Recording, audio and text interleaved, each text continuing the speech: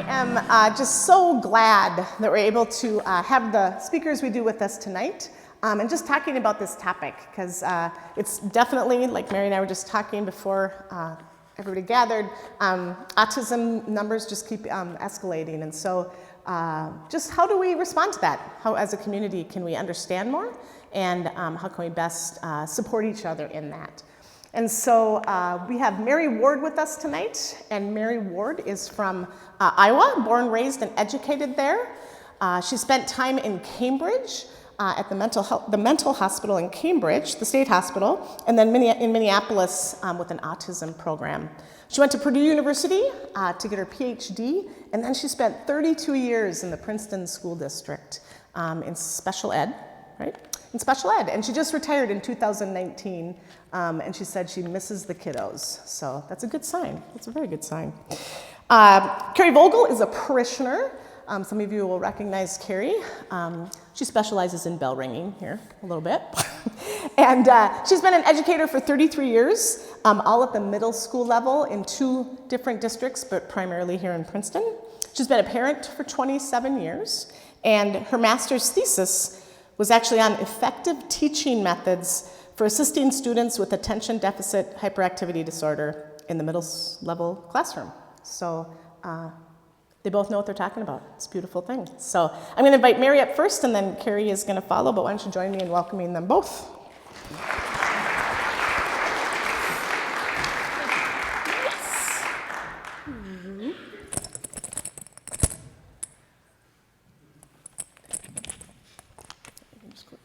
Okay, thank you, Molly. Yeah. And thank you for asking me here. It's been a pleasure. As she said, I started out at the Cambridge State Hospital for my first job, and I met a woman there. She was an inmate. We called them residents then, and her name was Diana. She was my age, and she had autism. She kind of changed my life. She changed the perspective that I had, because we kind of became friends. And it drove me, after Cambridge State Hospital, it drove me to Minneapolis schools, where I had 25 families. And then I got to know the parents and the families and the dynamics that they had. I spent some time at the Autism Society's Camp Hand in Hand, and then I got to know the sleeping patterns and the things that the parents really dealt with all night long. That's 24/7. So it gave me an empathy and just the courageousness of the person with autism and the struggles that they go through every day that we don't think are a big deal. While I was at Purdue, I thought I was going to have this great, insight. Well, the ivory towers are a little bit away from the day-to-day dynamics of what it's like to work in special ed or to have autism.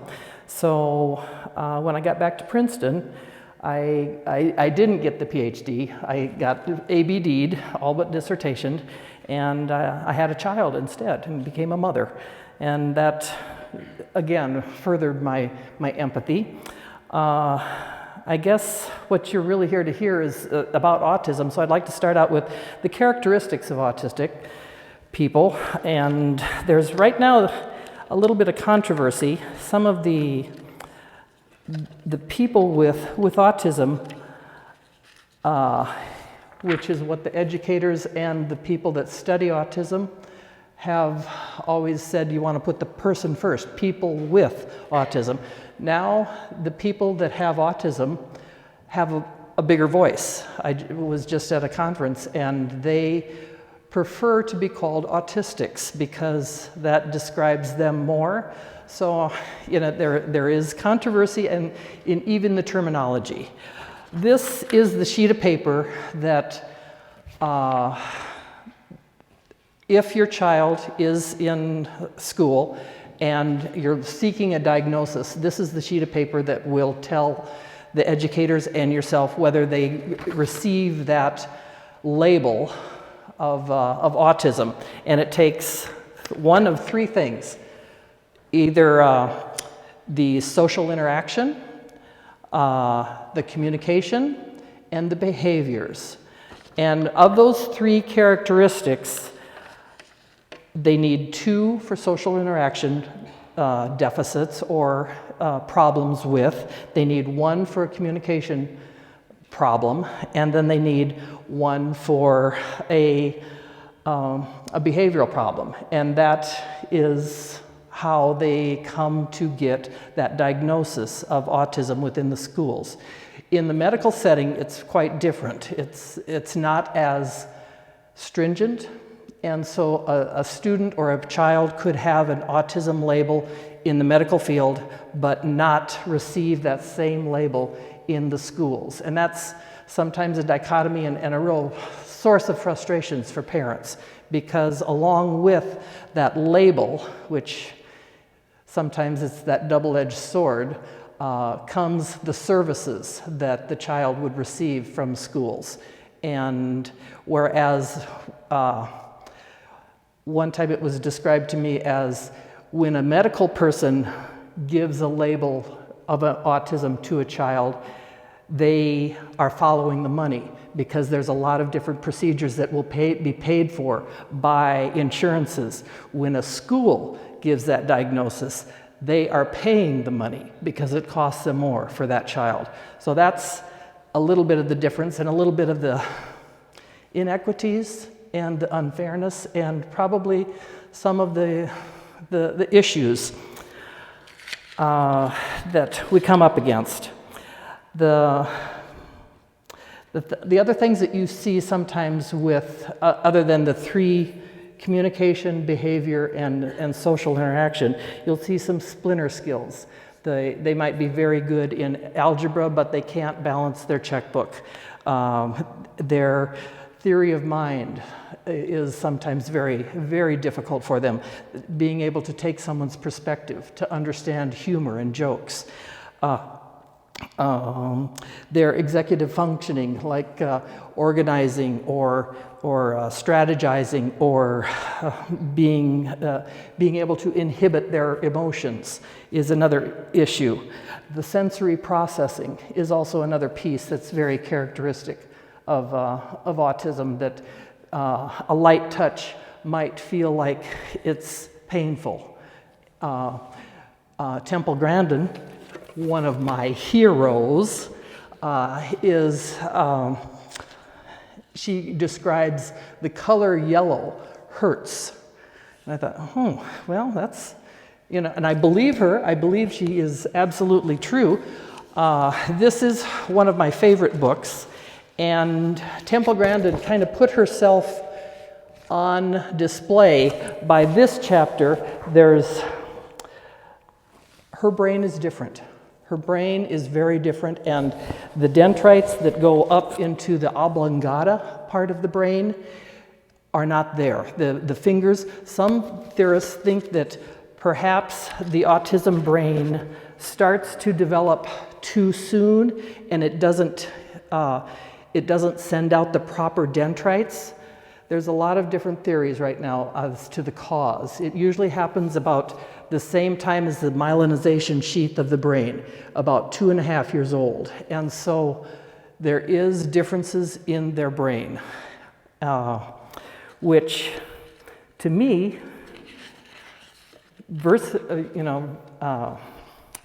diversity is really a wonderful, wonderful thing.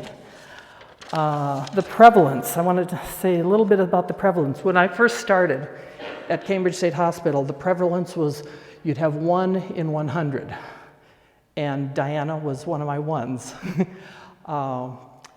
Right now, the national prevalence is 1 in 44, and in Minnesota, it's 1 in 36.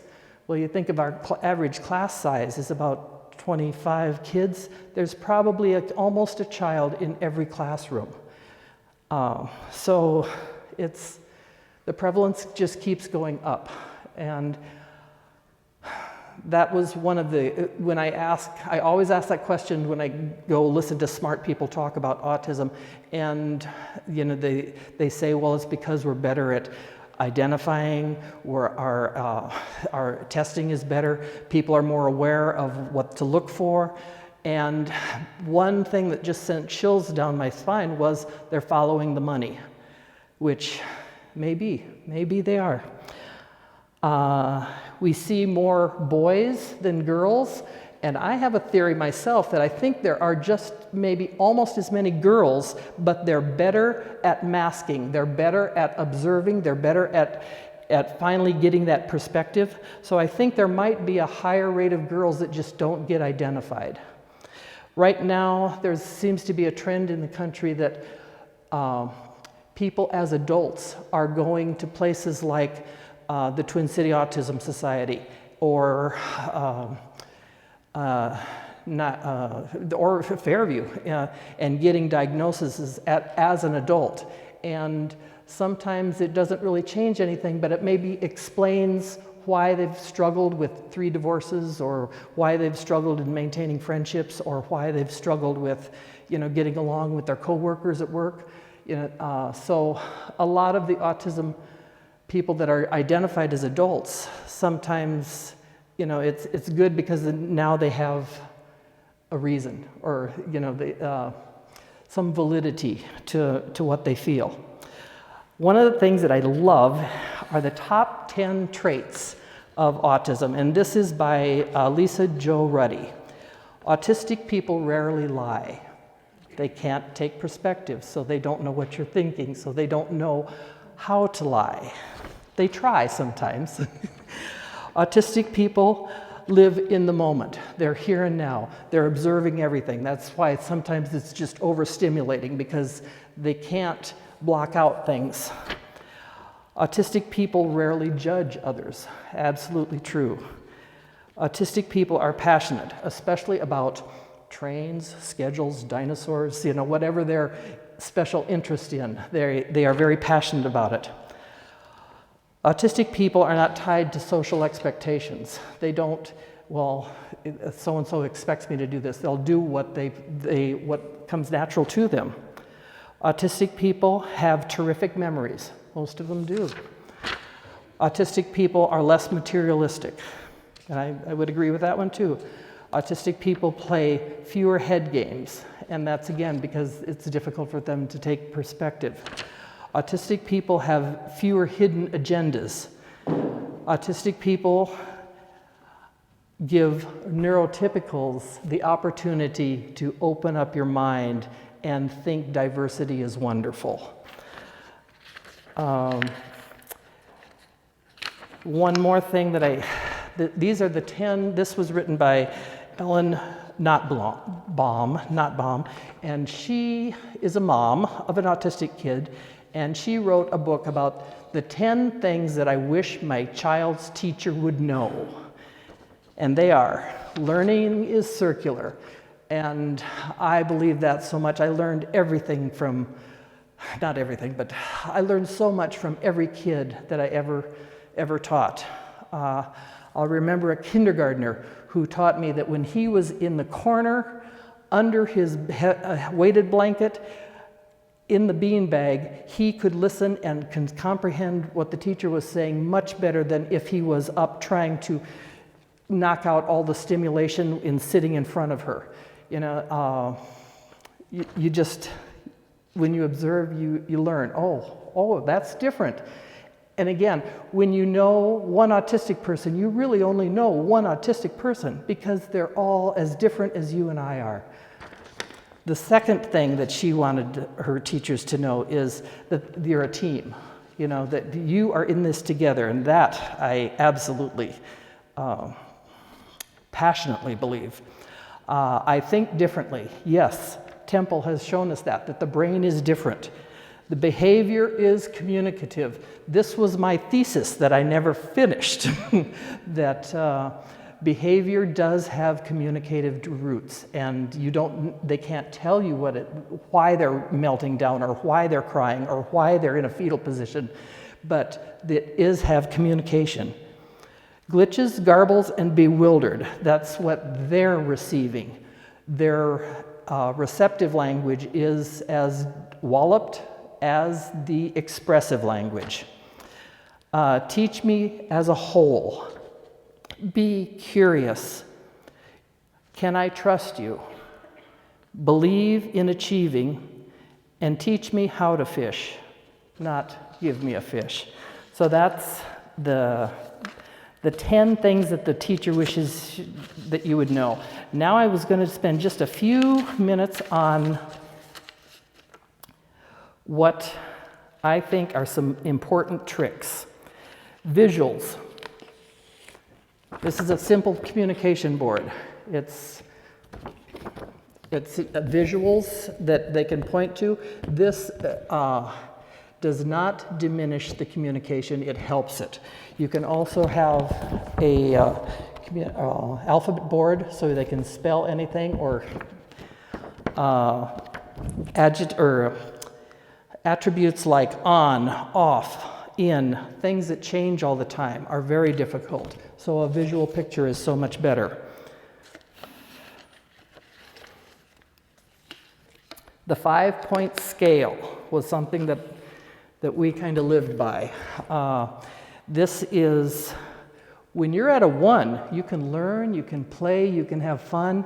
When you're at a 2, that might mean you're getting anxious. That might mean you have to, do something, maybe take some deep breaths. If you're at a 3, you maybe need to be talking to the teacher or getting some help. If you're at a 4 or 5, you're probably melting down. And this 5-point scale was a way that you can teach almost anything, because everything has an emotion. I spent a lot of time on teaching emotions because they're confusing. They're nebulous. It's hard to pin down what is happiness. Are you happy? And you can be happy at a 5. A kid that can't stop giggling, if they're silly and off scale, you're giggling, your happiness is at a 5. Bring it down to a 3. This was the kinds of things that I would say. Another trick is social stories. Here's an easy little social story of a kindergartner that had trouble with kissing all of his classmates. No kissing at school. When we love somebody, we can show them that by kissing. Kisses are for mom and dad, not for your friends. Your friends on the playground don't want to be kissed. It's okay to stand next to your friends. It's okay to hold your friend's hand. It's okay to say you like your friend. It's not okay to kiss your friend. So one of the best social stories, that when Christy Knutson was the 3rd, 4th, and 5th grade communication specialist, and so I would hand my kids off to her. Miss Knutson quit in the middle of the year, so she wrote a social story. Mrs. Knutson knows that students at Prizant Intermediate will work their best on communication and respectfully learn to improve their goals. Mrs. Knutson, anyway, it just goes on. Mrs. Knutson will visit, and she left. She left the school. So it goes on, it gives visuals, it gives, I will be okay with this change of switching the teachers from Mrs. Knutson to Mrs. Gilson. And then she gives a picture of both of them. Things that are going to stay the same. All of these teachers are staying the same. I am confused, frustrated, worried. I can use my superflex strategies, like talking about using my words. She goes on to say, I know that you can do change because you changed from Mrs. Ward, from Miss Mary, to Mrs. Knutson. So having a visual and spelling out the stories really helps someone understand and gets the perspective that they need. The most important thing, I think, is if you have a child and you're in the school district, you need to be a team player with that teacher. That teacher needs to be a team player with you. Barry Prizant is a speech clinician, and he was the first person back in 1977 to say when kids are using echolalia, which is the repetition of a phrase, it has meanings. Whereas all the behavior analysts were saying, we need to eliminate that echolalia. He was the only person that said, no, it has meaning. So he's had a fabulous career, and he says this about the parenting. Parents raising a child with autism gather information, advice, and fortitude from a variety of sources, therapies, doctors, educators, books, and websites. In my experience, however, the most valuable and useful and empowering wisdom often comes from the other parents and mothers and fathers who have already gone down this path. Over the years, these parents of their children have been my best teachers, and their messages continue to inform me and understand. That was something that you need to listen to the parents. They know that child the best. And as educators, sometimes we had to be reminded of that.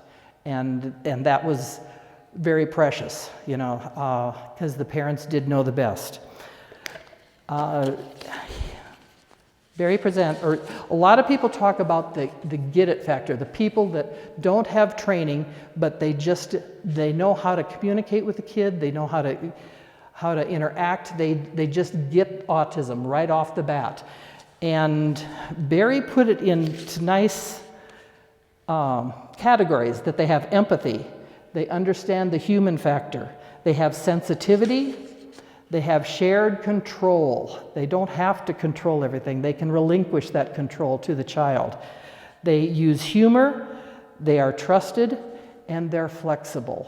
So those are the kind of the things that you really need to hone into when you're trying to build a team with the educators. And I think that's kind of all I really have to say. I do have stuff, and I will stay afterwards to answer any questions. Oh yes, thank you. The Autism Society for Minnesota is probably the best thing. If you do have a child on the spectrum, it costs me $40 a year to be a member of this, but you get this is a parent-run organization. They are very orientated to think of what it's like. These are the people that run Camp Hand in Hand. They run all kinds of summer programs. They will come and consult. They are doing a lot of the adult assessments and identifying people that come to them as adults and want to be identified. So they are a wealth of information. So that's probably the biggest takeaway, that if autism is touching your life, I'd get a membership of the Autism Society of Minnesota. Okay, I'll stick around for questions.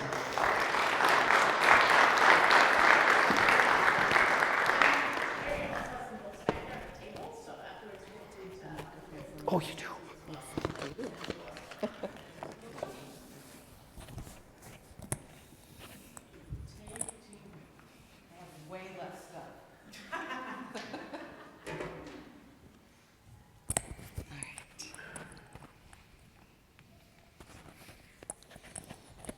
This is way nicer than the one at school. I'm jealous. Okay. I just want to preface my little talk with the fact that I am not an expert. Other than doing my master's to find out how to help my students and my own child, I'm just a parent who's been blessed with 3 young adult children now. We made it. Woohoo! 2 of whom are diagnosed with ADHD and other things that are called comorbid conditions, which sounds terrible, and sometimes it's not great. But I just wanted to share my experience with you because in all of the things that I went through with my children and the situations that we were in, I felt alone. I felt like a bad parent. And I really haven't talked about this in front of anyone. And I thought, okay, church is a safe place. So if I get emotional, sorry, I'll try to keep it under control. Anyway, I got married when I was 26, and I married someone who at the time I did not know had ADHD. So our kids come from a great gene pool because I have allergies and anxiety in my family, and perfectionist in my family. And their dad came with ADHD and some other things that went with it. So, bummer for my kids, they got exposed to all of that. And we made it. When I first had Tristan in 1995, never been a parent before, didn't know what it was like. This kid never slept. He never napped. He cried. He ran everywhere. I was like, what is this parenthood thing? And when I was on maternity leave for 6 weeks, I turned into this person I didn't recognize. Because every day I would call my husband and say, when are you coming home? I think I need a break. Where are you? How soon will you be here? It was crazy. And I thought I was a bad parent.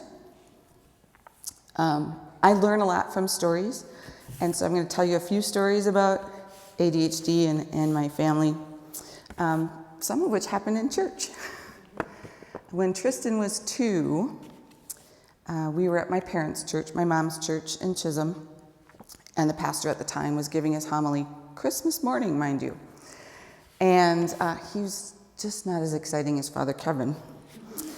And he's up there, blah, blah, blah, blah, blah. And Tristan was being held by his dad. And we were, all in the pew, my mom, my sisters, and Tristan and Scott and myself. And all of a sudden, it got kind of quiet during the homily. And Tristan pops up his head and says, "Damn it." The people behind me are laughing. My sisters are shaking so hard because they're trying not to laugh. I am mortified. Okay. So then he gets a reaction because the people behind are laughing. So he does it again. Louder. I'm like, oh my stars. I'm never going to make it. But we did. 4 years after Tristan was born, we had twins, Carly and Colin. And they were baptized here. They grew up here in Princeton. And we would attempt to attend church. That was always fun. Because here's a 4-year-old, 5-year-old with ADHD, bopping around, never sitting down. And then the twins who just learned how to talk. And there was no volume control. So we would try to sit kind of toward the back, kind of close to that door over there that was the crying room at the time. Well, one day we came into church and we were kind of a little bit late, and a very nice lady was sitting on the end of the pew, and someone else was on the other end, and nobody wanted to give up their end spot. And we're like, okay. So we squeezed over and around and sat in the middle of the pew over there. And the twins were like, blah, blah, blah, blah, blah. No volume control. The lady next to us was kind of shooting us dirty looks. The people behind us were looking at like, why can't you control your children? My husband was all stressed out and making me more stressed out. And Tristan was up and down and under the pew and over the pew and around the pew and never in the pew. And so I finally leaned over to the twins and said, Jesus doesn't like it when you talk loud in church. It worked. Until Father Mark was up here, and he got a little fired up during the homily. And he started talking louder. Twins stand up on the kneelers in tandem and went, no, no, naughty, no, no, naughty, because he was talking loud in church. Oy vey. Tristan's laughing, my husband is stressing out, and I'm getting more stressed out. People are giving dirty looks. It's a joy. And I can laugh now, but then it wasn't so funny. We brought our kids to ECFE. And Tristan was the first one to do ECFE, and the twins were babies, so they went in the child care room. And to have a child with ADHD try to sit in a circle and listen to a story and sing songs, that wasn't working. He was over playing stuff, making noises, and all the other parents are looking at you like, hello, he's making noise. He's not doing what he's supposed to be doing. I felt very judged and inadequate as a mom, and it was hard. Kindergarten came along, and I was going to be an involved parent. I took time off to go on field trips with my kids. We went to the zoo, and I sat behind Tristan with my friend, and Tristan was on the seat, around the seat, under the seat, over the seat, and never in the seat. Teacher's kid. Oh, embarrassing. I felt shame. And I didn't know what normal was until then, because my husband was saying, well, that's normal, he's a boy. I grew up with all girls. Okay. First grade came along, school was still hard. We asked to have him evaluated, and that was the first time we could have him evaluated for ADHD. Went to the evaluation, guess what? Dad has ADHD too. Oh, that explains a lot. Because a lot of the times I felt like I was the mom and I had 4 kids, not 3. For a perfectionist, tough gig, lots of stress. I felt a lot of shame. I felt like a bad mom, and I got lots of messages like that in the grocery store, in church, sorry, lots of places. Those messages were like, ugh. Come 3rd grade, my son Tristan was diagnosed with childhood depression and oppositional defiant disorder, which are comorbid conditions, they call them, and often come with a diagnosis of ADHD. What does that mean at my house? It means when Tristan gets angry and gets out of control, I had to hold him so he wouldn't hurt himself or others. And he would go like this with his head and try to give me a fat lip or whatever he was trying to do. He could not control his emotions. And my twins were little and went through all that. They still feel trauma today. And we worked through a lot of it. The day we found out, we had ECFE that night, and the twins were in the ECFE group with the kids. Tristan was in childcare. I went to the parent room and told the group, I said, my 3rd grader was just diagnosed with childhood depression and oppositional defiant disorder, and I burst out into tears. Not one person said a thing. Nothing. Felt really alone. And it's hard. I worked so hard to be a good parent. And I kept getting these messages. You can't control your child. What's going on? Just tell them no. If I said no every time Tristan did something that was on the edge, I'd never say any other words. Going to my family's house, my parents, my dad, big Finlander, kind of stoic, strict guy. My mom, very traditional Catholic. Perfectionism. Super clean, neat as a pin house. Try going there with 3 kids, 2 of whom have ADHD. Oof. I wasn't parenting right, was the message I got. You need to do this. You need to make them take a nap. What? You try living in my shoes. See what it's like. One day, we had a 4-level house south of town. And Colin and Carly, the twins, had just learned how to ride bikes with training wheels. And my husband was out mowing the lawn, and all the kids were sitting watching cartoons, and I'm like, yes, I can run downstairs a level, change a load of laundry, and come back up. Everybody's good. Nope. I came back up. There was Carly and Tristan watching. I'm like, where's Colin? I don't know. 4-level house. Hit all the levels. No Colin. Ran outside to the yard. Looked around. No Colin. Stopped Scott and said, hey, do you know anything about Colin? Like, I can't find him. Nope. Ran to the end of the long driveway. Here he comes tooling around on his little bike. Do-do-do-do-do. I'm like, dude, where were you? That's not safe. No bike for a week. Hung it up in the garage. That was right after workshop week, and I'm a teacher, and we were going to go up north for Labor Day weekend. So come Friday morning of Labor Day weekend, things are crazy. I pack 4 people, me and 3 kids.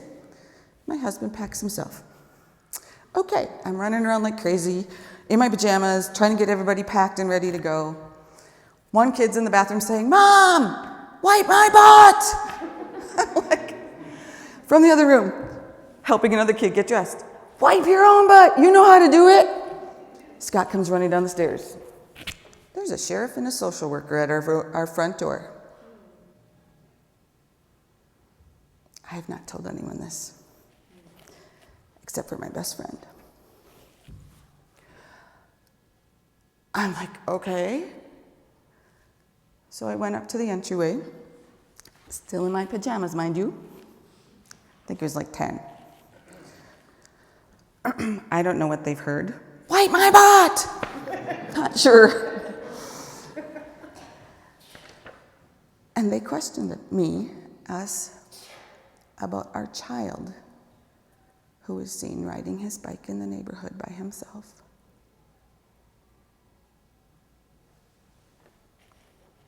I was devastated. I felt like the worst parent ever. I told them what had happened. I opened the garage door and I said, do you see his bike? It's hanging up there because he lost it. I cried the entire 3 hours to chill that day. I didn't know. I'm a teacher. I'm like, does this affect my job? More and more messages. Fast forward several years. Tristan's a 10th grader. One morning, I found him in the bathroom downstairs, holding a knife and bawling his eyes out and saying, I just want to be dead.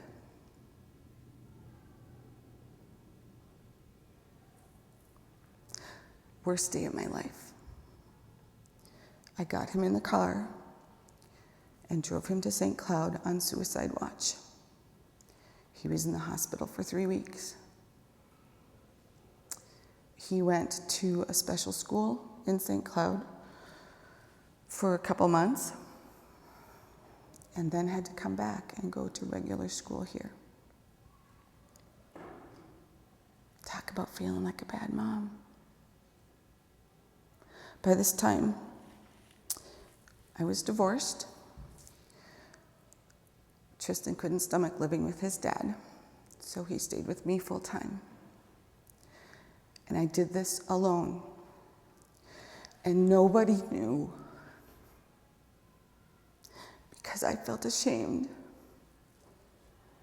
And all the messages I'd gotten about being a bad mom. I desperately worked to find ways to help my kid. Pretty sure I went through high school a second time. But we figured it out. And my goal, my dream, was to be able to host a parent group and let people know you're not alone.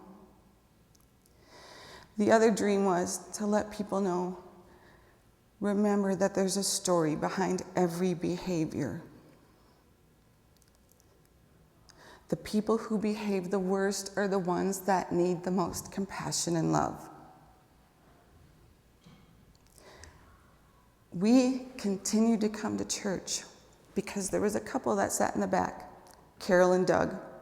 I don't remember their last name. I know that Doug passed away this past year. But they were so kind. And they played with the twins so we could deal with Tristan and all of his craziness. And they smiled and encouraged our kids and said, "Thanks for coming to church." How cool is that? We would have stopped coming to church if we didn't have that one little piece. What would have it been like? How different could it have been had whatever neighbor reported Colin riding his bike by himself, if they just stopped him and walked back with him and said, "Gosh, we found him riding his bike," instead of calling the sheriff? Think about compassion. Think about what you do and what messages you give and even the looks that you give. And know that if you have a kid with ADHD or depression or oppositional defiant disorder, you are not alone. Find others like you because you're not a bad parent. You were blessed to have that child in your life because God knew you could handle it. I teach kids the way I would want someone to teach my son Tristan when he was going through all of that. The research that I did for my master's degree, which is probably obsolete by now, but I was determined to find a way to help kids like Tristan. And you know what? The cool thing is, those same things help all kids. Sitting behind someone in church one morning, there was several students or several kids there, and one was kind of a middle child, and then the baby was active and needed parents, and then the older child was next to another parent, and he kept tugging on mom, and mom was dealing with the baby, and I just leaned over and I said, "It's really hard being an older brother, isn't it? You're doing a good job in church."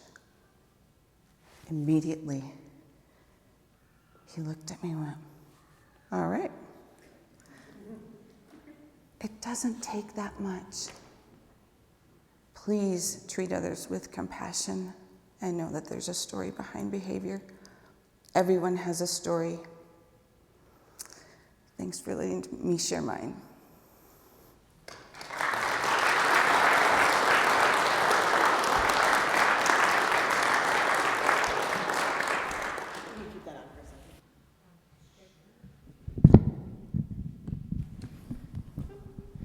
So I think a couple years ago when I first met Kari, and I've been here 10 years now, and it's taken this long to get you to do this, or to ask you actually. But when she said, just that sense of wanting to connect with other parents and be a support, we had this kind of discussion about, gosh, wouldn't it be nice to have a group at church and things like that. And so this is the first level of this. But I just so want to thank both of you, but especially Kari. I mean, that's a lot to put out there, and I think just a good reminder to all of us about not knowing, what's behind all of our behaviors, and any one of us. It doesn't have to just be our kids, right? We all struggle at times, and I love that you've taken that and transferred it to your classroom, which is a beautiful gift as well. Just wanted to take a moment here. We have a couple minutes. Just does anybody have any questions? I did have one for you about, and Mary, if you want to come up, because then that way we can address you too.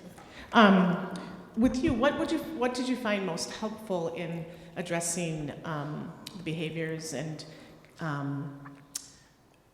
just in helping them through the ADHD? What would you say were your top? Mary had about 4 top 10 lists, but you can just do a couple. As a parent or as a teacher? As a parent. Parent. As a parent, remaining calm and using a calm voice, as emotional as you can get, that is a key thing. Giving yourself a timeout. I'd come home from school sometimes and I taught the same age kids that I had at home, and I'm like, okay, mom's gonna go in her room, do not knock on this door, do not scream or yell for me unless someone's bleeding or dying. 10 minutes, and then I'll come out being a better mom. So giving yourself some time is important so that you can be patient, because it takes a lot of patience. We did not jump to medication right away for our kids. We tried a lot of different things, behavior management, we tried different diet, and it came down to the fact that we realized that ADHD is a chemical thing in your brain, and the medication helps balance the chemicals. And we didn't want it to change Tristan's personality, so we kept going back to the doctor and saying, this one's not right. And then we tried a different medication until we found the right one, but we didn't give up. So I like to tell people, it's like you wouldn't withhold insulin from your child if they had diabetes. It's kind of the same thing, it's a chemical thing, and sometimes they need that chemical to make their brain connections right. I'm not. When my son went to college, he said, Mom, I think I have ADD. I said, of course you do, son. You're my son. I have ADD. I was an adult identified, and the medication was amazing. I was always in trouble for not finishing paperwork. You probably know that about me. And once I got on my medication, the psychologist would come in and say, God, Mary Ward had her stuff in that evaluation room property before I did. What's up with that? So, yeah. And I'm not an advocate for medication right away. Like I said, we tried everything else, but when Tristan was old enough to tell us, he said that when his meds kicked in, it felt like the Star Wars scene where the time warp and it goes, then he was able to focus. I think I want to get some of that. I know, right? My coworkers would probably appreciate that. Other questions that anybody has? Either for Mary or for Kari? I would ask. Yep, back there, what do you got? How closely related are autism and ADD? Do they really, how do you know what are really the differences? I think they're going to find that it is more related than they have ever expected it, because it's in the brain. It's a different brain. So, She I don't knows know. more about that than me. Others? I was actually just going to ask Mary if you could just share just a snippet about Temple Grandin, because that's such an incredible story. I mean, just who she is and why she's so famous. Oh, Temple Grandin? Yeah. Temple was a young woman with autism, and she went to live with her aunt that had a horse ranch, Montana maybe, I'm not sure. And there she related with the horses. She decided that she wanted to be a veterinarian. When she went to school, she ran into some roadblocks. She decided she'd go in the back way and get her psychology PhD, and then she was a very world-famous creator of pens and kill facilities for livestock that did not make the cow, the horse, the pig anxious to go and be killed, to be slaughtered. So that was what she was originally famous for. And then it came out that, yes, she did indeed have autism. So then the autism community grabbed a hold of her and started having her do presentations, books. So she really is a world-famous person now. Originally famous for her designs on kill slaughterhouses, designs, and how to vaccinate, how to in the veterinarian world, and then now famous for autism. And her insight, the color yellow hurts. Yeah, right. Wow. It hurts me too.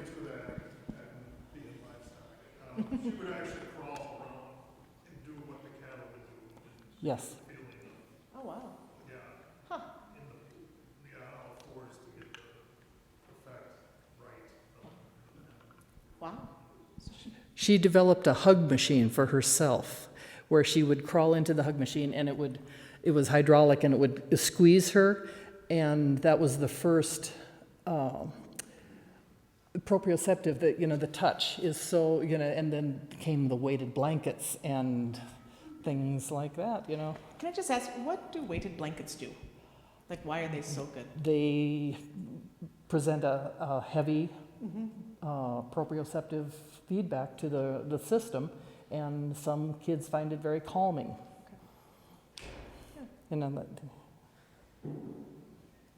Good. Well, why don't the kids are going to come up here in a minute, but why don't we just take a moment just to kind of hold all that's been said. There's been a lot of great things, so grateful for both of you and your insights. But yeah, let's just hold that and hold all the people who are living with ADHD or autism and all their families and friends and communities.